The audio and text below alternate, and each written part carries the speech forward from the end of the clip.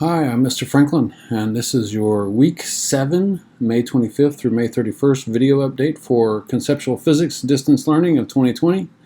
It's last week of school. That's both exciting and probably scary for a lot of us. So let's jump into this week. In this video, I'm going to just give a brief overview of this week and what you're going to be asked to do, give you a couple of hints to be successful, and then we're going to talk about missing work, grades, and whether you're going to get credit or not for this course. For week 7, here are all the things that I'm going to ask you to do. So we're going to start off with this update. I hope that you are watching this.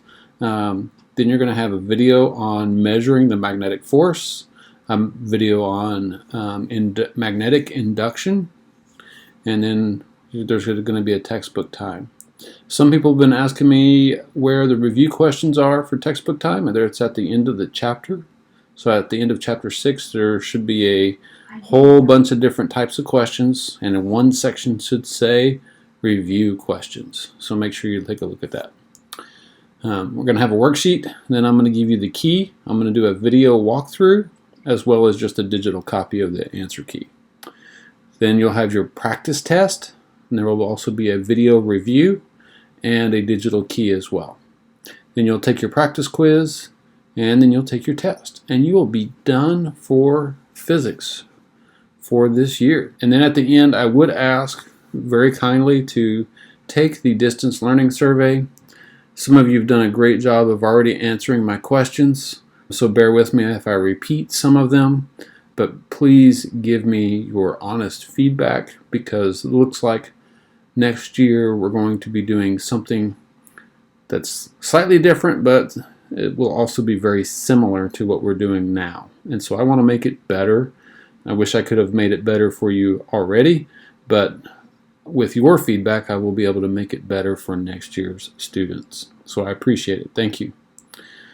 Okay, so here's a suggestion. If you want to kind of pace yourself and plan out your week, if you'll do these first 3 things on Monday. I know it's a holiday, so you could shift all of this one day. So this could be Tuesday, Wednesday, Thursday, Friday, Saturday. It's totally up to you. Okay, but this is just a suggestion to help some of you out. Monday, watch some videos, take notes. Tuesday, do a textbook time and do a worksheet. On Wednesday, just do this worksheet, this review for this quiz, which you'll take on Thursday. And then Friday, you should do your electricity exam. And just so you don't forget, you should probably do this survey as soon as you finish the exam. But you can wait. If you want to wait till Saturday, that's fine. Okay? That's this week. To be successful for this week, just remember the worksheet pages are very closely connected to the video notes. If you don't know what the answer is, it's probably written in your notes or was in the video. Especially page 10 and 11 follows these video notes. 12 and 13 are more of an overview of the entire this entire unit on electricity and magnetism. So you'll have to look back at all the stuff we've been talking about, but this one in particular follows these video notes. But if you can do page 12 and 13, you should if you can do that pretty comfortably without looking at the key, you should feel pretty comfortable for the exam. If you do get stuck, please look at the video keys. Many of you have been coming to the Google Meet sessions and asking great questions.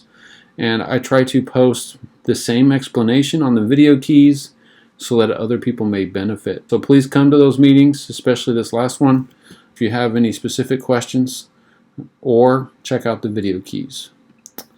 Okay, it is the last week of school, but that means the grace period that I've been giving all of you, which has been quite considerable, is ticking down to nothing. So the last day to turn in any work is May 31st. That's this coming Sunday. Okay? I got to have everything turned into me on May 31st. I cannot accept anything after that date. I've been saying this since the beginning, since we started this, and it has not changed. I know some of you are behind, so I would work on this week's stuff first, but then I would go back and try to get caught up if I could. But all of it has to be into me by May 31st. So the whole issue of getting credit or not, if you receive no credit, you will most likely have to repeat the course. either over the summer or next term. But if you receive credit, then you'll be free to move on in your science studies and take chemistry next year. So, credits versus grades. Most of you have nothing to worry about. But to be clear, what I'm looking at, if I had to argue with a principal or your parents about whether you should get credit or not, the question I'm asking is, do I have enough evidence to support my decision? So if you've turned in all the work, then I have quite a bit of evidence to say, yes, you deserve credit even though you have a 50%. If you have a 90% but you've only done 2 of the summary quizzes and you just maxed them out for whatever reason, that may not be enough evidence to support giving you credit. So do I have enough evidence to support my decision? That's what I'm looking at. Bottom line is, there's not a simple answer to this, because what works for one of you doesn't work for another one. I could follow a hard line on the grades and some of you would suffer when you did your honest best work. So if I stuck to the 70%, there are several of you that are working your rear ends off, working really hard, and if I just followed the grade, you would not receive credit, and that would not be fair. On the flip side, if I'm super soft on the grades, some of you would take advantage of it and not do your honest best work, which honestly only hurts you, because guess what? When you take chemistry and then you take biology, you don't believe me now, but you will be using some of this physics stuff. In the end, I will be looking at the totality of the work that you have turned in before I look at your grade. Then I will look at your grade to help me decide whether you get credit or no credit. All of that to say, turn in your work.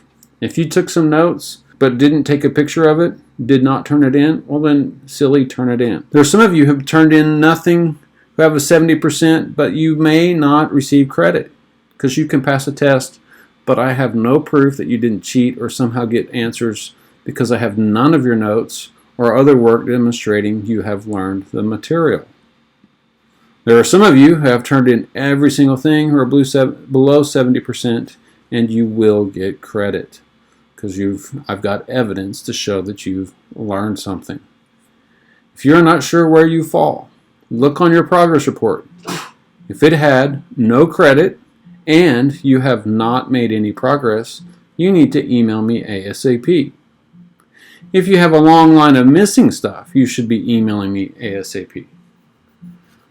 There's a couple of you that have already been emailing me, and you should follow the email chain that we're talking about. This is directed more towards people who have not contacted me or are not in communication with me.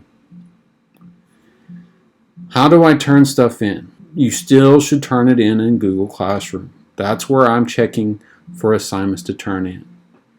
Make sure you attach an assignment. Just clicking turn in, because it makes all the warnings go away in your app, just to appease a parent or make yourself just think you've turned it in. That doesn't count. You have to actually attach the assignment and then turn it in. If I've put a 0 on it, you can still go back and attach the assignment and turn it back in. If there's nothing attached, I'll just send it back to you with a 0 again. Just make sure that you've attached something.